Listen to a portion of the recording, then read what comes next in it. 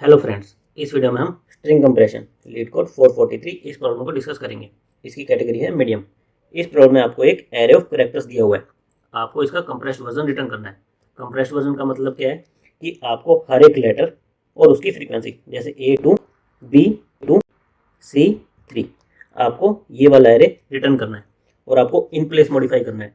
यानी कि आपका ये जो कैरेक्टर एरे ऐसा दिया हुआ है, इसी में आपको ये वाला स्ट्रिंग रिटर्न करना है और साथ में आपको इस न्यू स्ट्रिंग की लेंथ भी रिटर्न करनी है। बस आपको ध्यान क्या रखना है कि अगर कोई लेटर एक ही बार आता है, उसकी फ्रीक्वेंसी 1 है, तो उस केस में आपको उसकी फ्रीक्वेंसी स्टोर नहीं करनी है। जैसे यहाँ पर हमें दिया है केवल ए, तो हमें रिटर्न भी क्या करना है, ए, और उसकी लेंथ कितनी होगी, 1। यहाँ पर हमें क्या दिया है, एक single A followed by 12 B, तो हमें क्या रिटर्न करना पड़ेगा, ए बी 12। जो लेटर एक टाइम आ रहा है उसकी हमें फ्रीक्वेंसी स्टोर नहीं करनी है, तो हम क्या रिटर्न करेंगे, इस कैरियर में ए बी 12 और साथ में इसकी लेंथ कितनी है, 1 2 3 4, तो हम 4 और कैरियर में ये स्ट्रिंग रिटर्न कर देंगे। हमारे जो कॉन्स्टेंट्स है वो क्या है, हमारे एरे की लेंथ हो सकती है 2000 और जो हमारा लेटर हो सकता है वो lower case, upper case, digit या कोई सिंबल हो सकता है। तो हम इस प्रॉब्लम को अप्रोच कैसे करें, हम सिंपल स्कैन करते चलें और जो हमें कहा गया है वही करें। हम हर एक लेटर की स्कैन के टाइम पर फ्रीक्वेंसी कैलकुलेट करते चलें। जैसे ही मेरा नेक्स्ट कैरेक्टर डिसिमिलर आता है, सेम नहीं आता है, तो मैं क्या करूँ, ये लेटर और इसकी फ्रीक्वेंसी को स्टोर कर दूँ इसी में। मैं इसके लिए क्या कर सकता हूँ, 2 पॉइंटर ले सकता हूँ कि एक आई एक जे। जे मेरा यहीं पर रहेगा, आई मेरा चेक करता जाएगा कि कौन कौन से लेटर मेरे सेम है।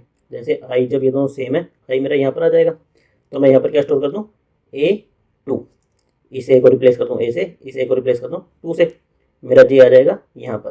फिर मेरा आई कहाँ जाएगा, यहाँ तक आएगा, चेक करेगा कि बी की फ्रीक्वेंसी 2 थी, तो यहाँ पर स्टोर कर दूँ बी और फिर 2, मेरा जे आ जाएगा यहाँ पर। फिर आई मेरा आगे बढ़ता बढ़ता सी की फ्रीक्वेंसी चेक करेगा, कितनी मिली से, सी की फ्रीक्वेंसी 3 मिली, तो जे की पोजीशन में मैं क्या स्टोर कर दूँ, सी, और उसके बाद उसकी फ्रीक्वेंसी 3, तो मेरा जे आ जाएगा यहाँ पर। और लास्ट में मेरा एरे खत्म हो गया, तो मैं ये जे की जो भी वैल्यू है ये रिटर्न कर दूँ। बेसिकली ये क्या देगा, न्यू स्ट्रिंग की मेरी लेंथ, कि मैंने कहाँ तक न्यू स्ट्रिंग को अपडेट किया है। तो 1 2 3 4 5 6 में रिटर्न कर दूँ। मैं एक और एग्जाम्पल इसको लूँ, तो स्टार्टिंग में मेरा आई होगा यहाँ पर, जे होगा यहाँ पर सिंगल फ्रीक्वेंसी है, तो मुझे क्या करना पड़ेगा, आई ले जाऊँ यहाँ पर और जे यहाँ पर स्टोर क्या कर दूँ, ए, जे भी आ जाएगा मेरा यहाँ पर। फिर आई आगे बढ़ता जाएगा और बी की फ्रीक्वेंसी कैलकुलेट करेगा।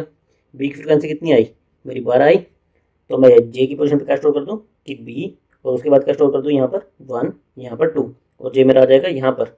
अब मेरा एरे खत्म हो गया, तो मैं ये जे की वैल्यू रिटर्न कर दूँ। जे की क्या वैल्यू होगी यहाँ पर 4, तो मैं 4 रिटर्न कर दूँ और मेरा क्या एरे मॉडिफाई होकर क्या हो चुका होगा, ये। तो जो मुझे क्वेश्चन में करने को कहा है, मैं डिटो वही करता चलूँ, किसकी हेल्प से, अपने 2 पॉइंटर आई और जे, इनकी हेल्प से।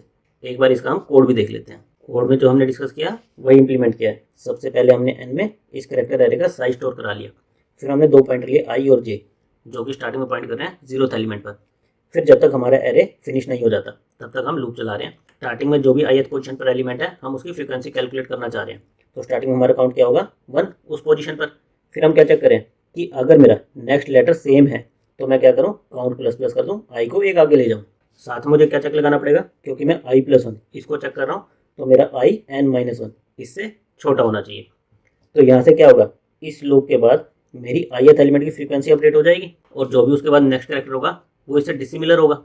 तो अब मुझे क्या करना है, मुझे jth पोजीशन पर जो भी मेरा ith कैरेक्टर था वो स्टोर कराना है और j को भी प्लस प्लस करना है और i को भी प्लस प्लस करना है, ताकि मैं नेक्स्ट कैरेक्टर की फ्रीक्वेंसी कैलकुलेट कर सकूँ। उससे पहले मुझे क्या करना था, ये लेटर स्टोर करने के बाद मुझे उसकी फ्रीक्वेंसी अगर 1 से ज़्यादा है तो वो भी स्टोर करनी थी मेरे एरे में।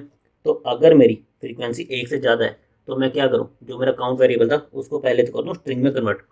फिर जो भी स्ट्रिंग के लेटर्स हैं 1 बाय 1 उनको मैं jth पोजीशन पर स्टोर करना शुरू कर दूँ। तो इससे क्या होगा, यहाँ से मेरा लेटर स्टोर हो गया और यहाँ से मेरा फ्रीक्वेंसी स्टोर हो गई उसकी। फिर मैं सेम चीज़ यहाँ पर वापस आ जाऊँ, नेक्स्ट लेटर की फ्रीक्वेंसी कैलकुलेट करूँ, नेक्स्ट लेटर को स्टोर करूँ, उसकी फ्रीक्वेंसी को स्टोर करूँ।